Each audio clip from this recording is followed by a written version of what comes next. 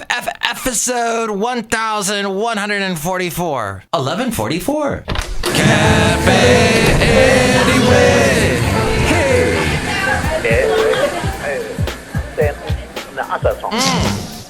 Mike's Daily Podcast. Hello, it's Mike Matthews broadcasting from Cafe Anyway, located somewhere in PodCastro Valley, Mont.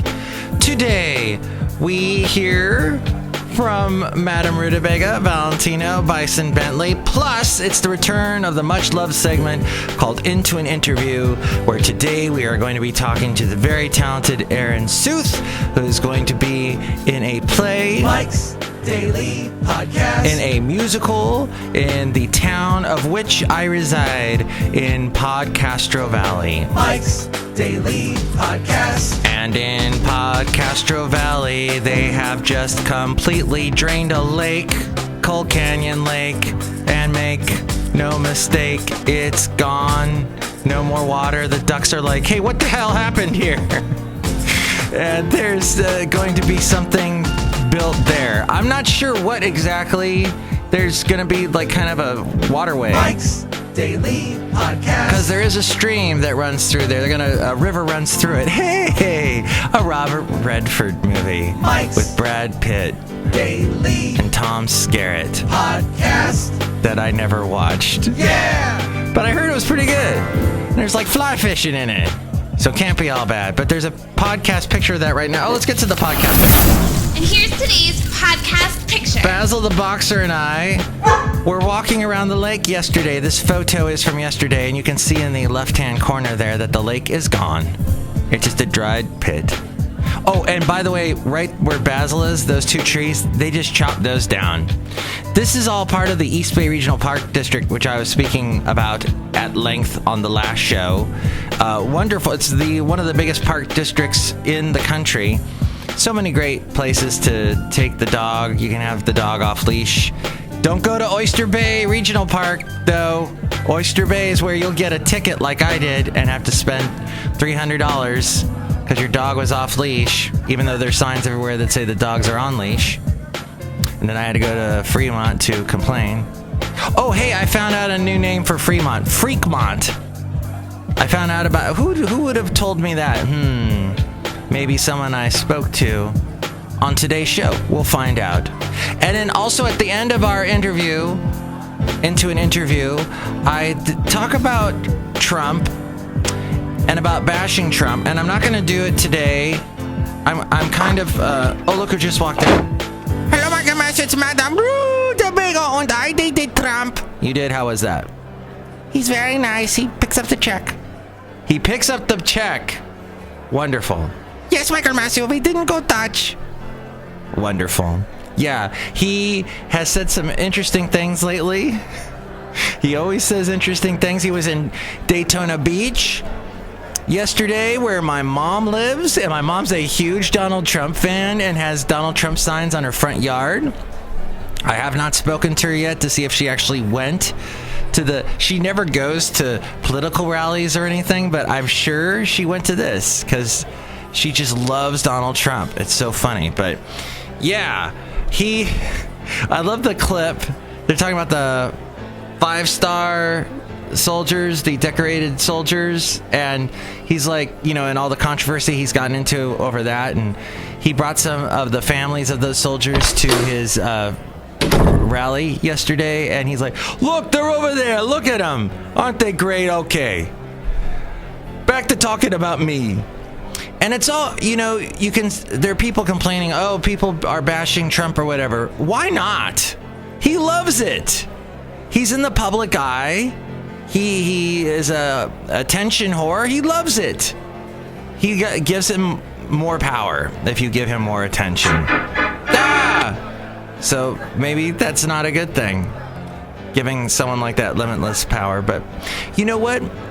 It's an interesting time of year, isn't it? With all this back and forth. This week particularly. Next week will probably even be more so. But all the way till November 8th. It's the 8th this year, not the 2nd. Usually it falls around, the 1st November. No, wait. Yeah, it's November 8th, because Why isn't it November 1st? I guess there's some rule that says it has to be after the 2nd. Whatever. Let's get to the Into An interview with ERIN SUTH. And you can find out more and hear past interviews I've done with other people and see past podcast pictures and help out the show at Mike'sDailyPodcast.com. And by the way, if you're going to ever shop on Amazon, click on that Amazon link there that you find at Mike'sDailyPodcast.com. And when you're shopping, that kind of helps us out too. We get like a commission. Tiny, minuscule, but we get something. There's also the PayPal if you'd like to donate to the show and get a special greeting from all the Cafe Anyway characters. Oh, 2 of which walked in. That's why that door opened a little while ago. And how are you guys doing? Hello there, Mike. It's Valentino, the parking attendant. And this is Bison Bentley. Do you know that? Mike, we just wanted to walk in here and say the political season is full of tumultuousness and hilarity. Yeah, we love it. Do you know that, Chris Christie? They're big Chris Christie fans. Okay, into an interview. Into an interview. Fancy. So I'm speaking with ERIN SUTH, and you are the director? No. I play Mrs. Potts in the production, Three Crosses Church for Beauty and the Beast this summer. The director's name is Faith Blevins. She is off the charts amazing and has a heart of gold. She's incredible. And you are Mrs. Potts? Yes, Mrs. Potts. That's the one in the movie that, was it Angela Lansbury played? That's correct. Yeah, Angela Lansbury plays that role in the film. And I get to kind of use my little British accent and really kind of try to age myself up a bit and play an older woman. It's a lot of fun. What's a British accent that you do? Like, where did you learn a British accent? In college, I was a theater major, and so we were required to take what's called like voice for actors, and they have like lots of different dialects. So they teach you like Cockney British, which is like really like chunky, like I don't know, like evening governor, care for an hors d'oeuvre, you know, it's like really Cockney. And then they teach you like a Cambridge or like the Queen's English dialect, which is what I use for Mrs. Potts. Oh, is that like that's more proper? Yeah, exactly. Yeah, more proper, more prim. Mm-hmm. Did you have to watch a lot of BBC to get ready for it? No, but I do love Sherlock. If you're a BBC person, like Sherlock is my lifeblood. It's so good. New episode coming up. I cannot. I don't know when though. I cannot wait. The days are counting down. Isn't it? It's not like till around Thanksgiving, I think, right? Yeah, maybe. Yeah, I saw that picture of Benedict with the dog. They were showing that online. I love him. He's magnificent. And then the guy who co-writes that, none of the names. I've been up since 4 o'clock this morning. Mark Gaddis. He plays Mike, is it Mycroft, the brother? And he says some funny things like, what is it? Something brother mine. He says it's really droll, I guess. Yes, yeah, kind of that like weird, it's like very cheeky because it kind of like harkens back to like older English slangs, but I love the way he uses it. Like he says things like Fortnite, like who says Fortnite anymore? Yeah, that's too bad. We can say Fortnite. Well, why are they doing Beauty and the Beast? So the church has been, if you've ever seen the building in and of itself, the church is built for production stage. The stage is a really large space, and for years and years, they've been putting on very vast, really epic theater productions up here at the church. And the sole purpose of it, truly and honestly, is really so that those in the community can hear more and kind of learn more about God. And it's a wonderful opportunity, I think, for a lot of people in our community who are gifted in the arts to have a chance to like use those gifts in a setting that isn't necessarily, kind of where you're having to do all these like really tough auditions and beat out competitions at a like regional level. But the thing that's beautiful about it is they're such gifted people, and the productions are really stellar. And so this summer they chose Beauty and the Beast, I think first and foremost because it has such. I think it's because it has a story of like transformation, and I think it showcases the ability to see people for who they truly are and see people kind of for who they are inside, and who they can showcase themselves to be on the outside isn't always who they claim to be. And so I don't know, I think in our world, especially right now where we could use some love and for seeing people kind of for who they really are as people, I think this is a perfect story to tell. ERIN SUTH. Well put. Oh, thank you. That was well said, that one. Yes. Oh, thanks, Governor. Yeah. So you're singing the big song. I am. I get the privilege. Faith is so gracious, our director. She gave me the opportunity to play Mrs. Potts and get to sing the title song, which is super exciting. And the music director, his name is Kevin Ledbetter. He has this amazing orchestra. And so, I mean, I could sound like trash, and I'm sure it would still sound gorgeous with the crew they've got put together. But it's a huge privilege. I'm very honored to play this part. Now, there's an orchestra?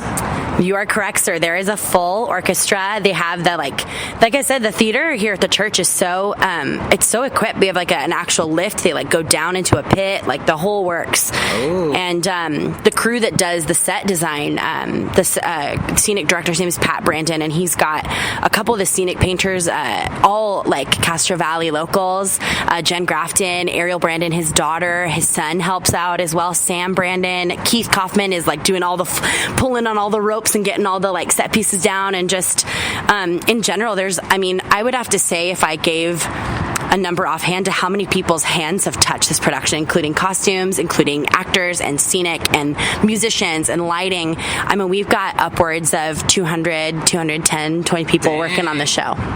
Wow. It's huge. Gee whiz. So big culture. Castro Valley is a big theater town now.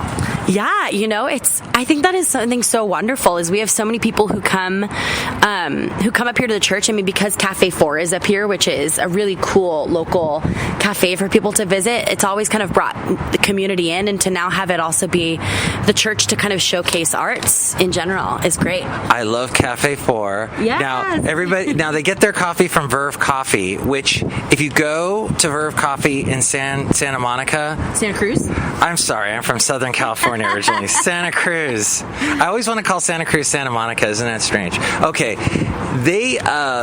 this place, Cafe 4, where we are at right now, by the way, is way better than their little cafe down there. It's just, even though we're getting their coffee, it's sort of unfair. We've got this huge patio out here and a view of the bay. Well, not today because it's a bit hazy, but yeah, down there in Santa Cruz, Monica, it's okay. It's not awful, but it's way tinier than this. This is huge, expansive. Yeah, I think that's truly a testament to the crew that runs that. And I'm a little biased because my best friend is one of the managers there, who is also in the show. Oh. Her name is Lindsay. She plays Babette, the little French feather duster. Talking about dialects, she has to use a French dialect. She's worked really hard on it. And the boy who plays Lumiere, he's a man. His name's Jordan. And but Lindsay works in the cafe with her team and the manager named Kathleen, and they like keep it as a well-oiled machine over here. Now you're in a band with her, aren't you? I am, yes. Lindsay Cavallero and I have a band called Tammy and the Silver Spoons, and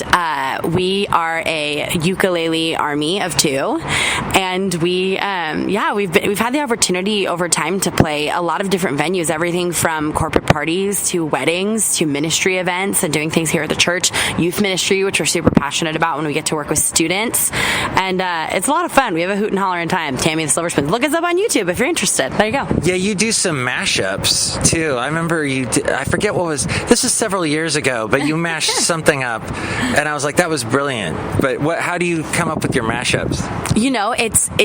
It's usually twofold. The first time we ever wrote a mashup, and she and I love to brag about this, because the first time we did it took us like a really long time, like a couple hours, to really sit down and try and kind of piece all these pieces together to figure out where chords could like intercross and interchange. And after a while, you really kind of get good at recognizing these two things fit together well. Our favorite mashup we've ever done was California Dreamin' by the Mamas and the Papas, and then we did, I think is it called California by Tupac Shakur. I forget. Oh yeah. You know, the California in the city of LA. So we mashed up those two songs together. It was super cool to kind of bring the old and the new. And I'm sorry, I have to be honest with you. I don't really know too much Tupac. The only one I know is, didn't he take That's Just the Way It Is by Bruce Hornsby, and did something with that? He did.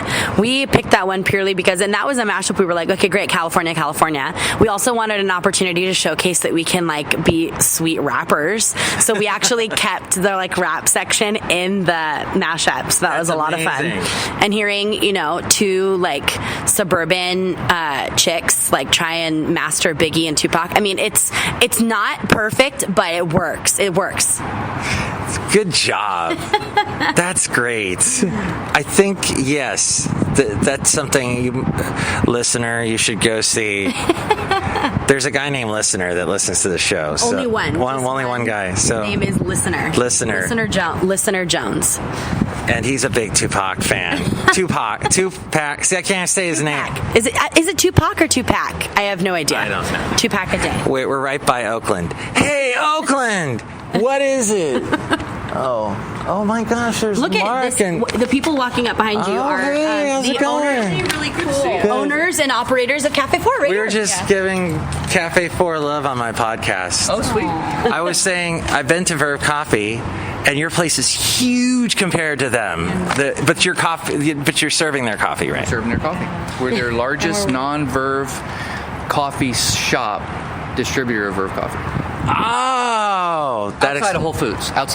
Okay. In a coffee shop. Oh, but who wants Whole Foods when you can have Cafe 4, right? I know. I mean, come on. Whole Foods. It's like whole paycheck. Am I right? Am I? Kinda? No. A little bit. Just a little bit. Accurate. All right. Well, thanks for the celebrity visit. For the Good to see you too. special guest spot. Yeah, I think Mark and Kathleen are coming. We have a very, we have a closed performance space for the show, but we have a small audience of people who are coming in to watch tonight that have been invited, only because sometimes when you're doing a show to an empty house, it's hard to know when like the laughs are and where all of the kind of little moments and beats are. So we're really privileged actually this time around to have kind of a small group come in and watch us so we can kind of get our timing set before Friday. Oh, that's good. Like a practice. Yeah. Right. I wanted to ask you. Yeah. I have questions here. Oh, okay. So professional. What other plays and musicals and stuff have you done? Me personally, or ones here at the church? You personally. A lot. Quite a few. Ones that I think I'm most proud of are ones that I've had the opportunity to play a character who really was far from myself, who I kind of got a chance to be somebody who is not like someone else I've ever been. In college, I got to do a production of a play called Fuddy Mears by David Lindsay Abaire. If you're a play fan, read it. It's amazing. It's like weird and kooky and eccentric. But I got to play a 75-year-old stroke victim. And so like all of her speech is written like gibberish that sounds like real words. It was just really challenging. I think anytime you get the opportunity to stretch yourself as a person, and more so even as an artist, is a lot of fun. Here at the church, I've done a lot of work here since I was a kid. I started doing, actually, Faith Blevins, the director of the show here, is one of the chief kind of inspires for me when I got into theater. I came here to the church when I was 12 and was in a production with her. That was the first time I'd ever really been in a play. And I fell in love with it. And so the more chances I've been given, and every chance I think you're given to be an actor in whatever role, whatever capacity, is really a gift to kind of get to step outside of yourself and be someone else for a while. It really stretches you as a person. Yeah. That is awesome. And it all happened right here. That's right. Right here, actually. We're like about 50 feet from the little chapel. I was in a production of The Littlest Angel when I played the guardian angel when I was, I think, like 10 or 12. I can't remember. But I just, I fell in love with it. I've always loved to sing. We grew up with music in our house. And so, I mean, everything from like, Motown and Marvin Gaye to like Devo to Neil Diamond. My mom like loves Neil Diamond, Jewish Elvis. She's like in love with him. Now, what do you get when you cross Neil Diamond with Devo? Do you get Neil Devo? Yeah, Neil Devo'd. Whip it. Just whip it. Whip it good, real good. Wow, so you're singing both. That's That's amazing. Wow, there's so many people here. Why is it so busy today? Because actually, I don't know if it's Wednesday or Tuesday. I think it's really just because the cafe is such a place of community in which, I mean, I have met people in this space at the cafe and in the church and even in the cast, people that I never would have had an opportunity to have interactions with. And I think that's what's so beautiful about this church and this place is I think it really brings people together. It brings people to a sense of community that you feel like you can just talk to anybody. There's no kind of hang up. And so the cafe, I think, is popular for that very reason. And it is interesting because in Castro Valley, or what I like to call it, podCastro Valley, we're sort of elevated a little bit above the town. So it's sort of like we're part of the community, but we're above it. We're so hoity-toity. Oh, I know. Yeah, the church. I mean, it's funny. The church is set kind of like up on a hill, and it is interesting. Just, I think the cool thing about that is it really does it is a central point in the city, and it's nice that people kind of come. The thing that's so great is if you've ever driven past the church, there's like a massive 3 crosses out in the front, which is the name of the church, 3 crosses, and it's one of those things. I think it's always kind of been a beacon. You can't really miss it, and so I think as the cafe started to open, and as we continue to do our California Arts Academy, which is education in the arts for students and children and adults even too, and the shows here, there just continues to grow a chance for people to come up the hill and see what we're about. And I think people are finding that they come up here and they don't leave often because they love it. Well, I guess full disclosure time, you live with Katie, who's done several segments of Holding Court with Lady Katie on this podcast. So there's a connection there. Yes, Katie, the gorgeous, intelligent, gracious, generous Katie. I mean, I could go on for hours. We could do 3, 4, 5,000 podcasts on Katie. She's awesome. She's like just adjectives? Just simply adjectives about how amazing she is. Yes, she is incredible. And we live together, and it's a dream. Both of us actually were in a point in our lives where we said we were both like, if we're ever going to move out, like I'm going to move out on my own. And both of us thought, like, I never want to live with a roommate. We said the words at a friend's house. We both looked across the table and we're like, yeah, I don't think I'd live with anybody. And then we both literally met eyes and we're like, maybe except for you. And then fate would have it. That's insane. That like never happens. It never happens. We neither of us really saw ourselves living with another person, and I know that you're not supposed. I don't want to like jinx it, so knock on wood. But is that wood? Yeah, that's wood. This is wood. Wait, I'm not sure. Is that plastic composite? knock on fake wood. Yeah, it's such a dream to live with Katie. She is so kind and so loving, and we happen to both be like super neat as individuals, and that's so important. Our house is like so gorgeous. I came home from vacation and it like looked even better than when I left. I was super excited. What? Now that's a good roommate right there. Wow. Must. Sometimes I come in. Oh, even recently, I came in and there was laundry of mine folded on my bed and a little jar of fresh roses from our own backyard. And she's just like super thoughtful. She's amazing. Amazing. Wow. Well, you got a play tonight. And No. Rehearsal tonight. It's not a dress rehearsal? There's a dress rehearsal. Yeah, dress rehearsal tonight. We open on Friday. And it goes till what day? So there is...